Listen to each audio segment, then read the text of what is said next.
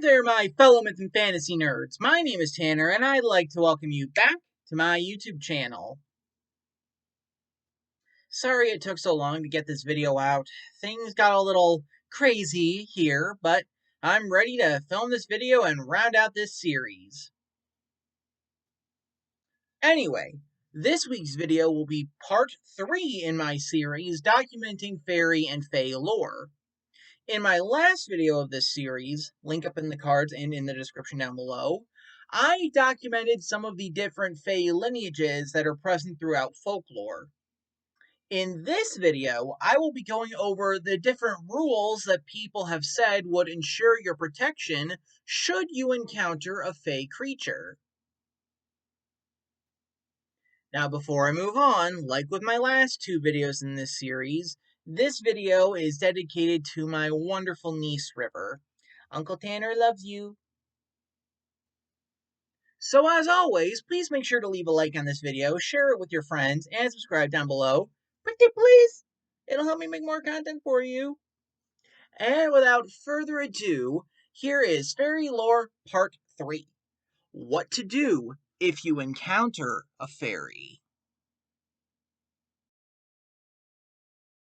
Number 1. Whatever you do, if you see a circle of mushrooms growing on the ground, do not step in it. These are said to be entrances into the Fae realm, and just by stepping in one, you might find yourself there. Once you're in the Fae realm, there is no knowing how long you've been there until you find your way back out. An hour in the Fae realm may be years, decades, centuries in the human world. Also, if you hear beautiful music coming from nowhere and see the Fae inviting you to dance, no matter how tempting it is, do not join the dance. There have been several stories where people have joined in the dance and have literally danced until they dropped or danced until their feet became bloody stumps. Number 2, whatever you do, do not tell the Fae your full name. You see, in the Fae realm, names equal power. So if you give them your full name, you're essentially giving them power over you. In fact, some say the real reason we have middle names is so that the Fae cannot steal someone away if they don't know their full name.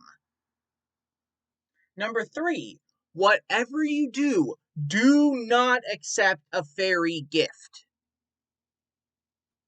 Just because it looks like a free gift does not mean it is a free gift. If you accept a gift from a fae, to them, it means that you owe them a favor. And I don't mean a favor as in, oh, I'll buy the next round of drinks at the pub kind of favor. It'll be a favor of the fae's choosing at any point.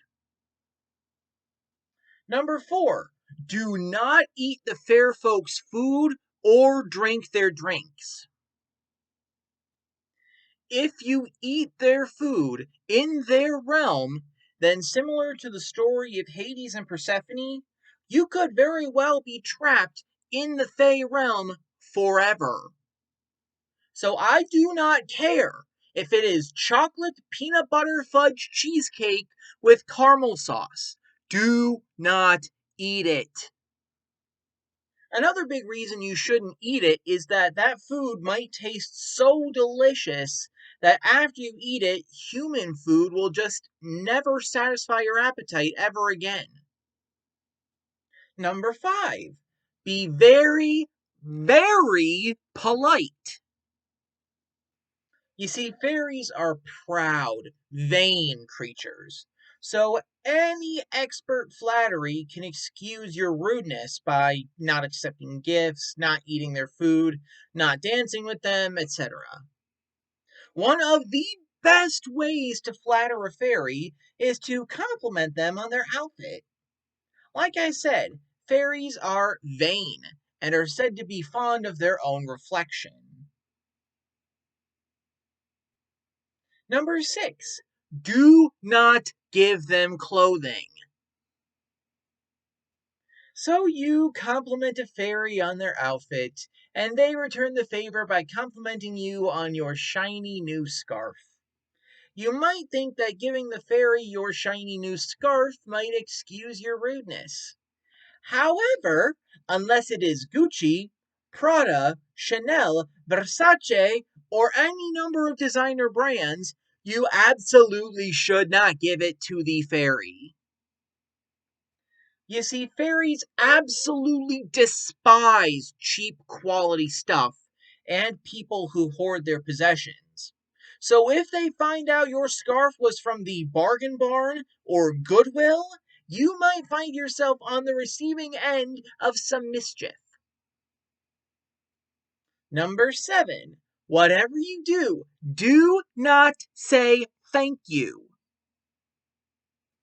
I know this seems like a strange rule, but hear me out. So you've been at this fairy party, they've offered you all of these things, and you've either politely accepted or politely declined. The worst, most insulting, most blasphemous thing you could do is say thank you. You see, among the fair folk, saying thank you is similar to accepting a gift or a favor from them, thereby telling them you owe them one, and they can call that favor in, whatever it may be, at any time. Some also say the reason fairies hate thank you is because those two words are such little reward for a deed done. Finally, number 8. Whatever you do not mention a newborn child. Whether you have a baby at home or know someone who does, if fairies get even a whiff of knowledge that there is a newborn, that knowledge comes with a chance of getting said newborn swapped with a fairy changeling. People thought that changelings came about because the fair folk couldn't replenish their numbers, so they would take human babies instead. They also would sometimes steal young mothers to use their milk to feed the babies. So if you're at a fae party and need an excuse to leave, do not even mention little Timmy unless you like the idea of living with a fae replacement for the rest of your days. Now, before we wrap this up, let's go over some of the ways to deter fae and even break their influences over others. First of all, the most traditional fae weakness is iron. The fae cannot stand iron and will avoid it at all costs. However, the fae do love shiny objects, including mirrors, because they just love to stare at their own reflection. Salt is also a good repellent. Typically, if you sprinkle some salt by a doorway or a window, that entranceway will be protected from the fae. And there we have it. That was part 3 of fairy lore. What to do if you encounter a fairy. If you liked this video and you want more, please consider leaving a like and subscribing down below so you don't miss any new content from me. Also, if you have any other ideas you want to see in any future videos, please leave your suggestions in the comments down below. Who knows?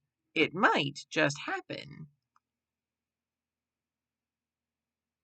Alright, well, that's all the time I have for this video, so I'll see you all next week with some brand new content for ya. See you guys then.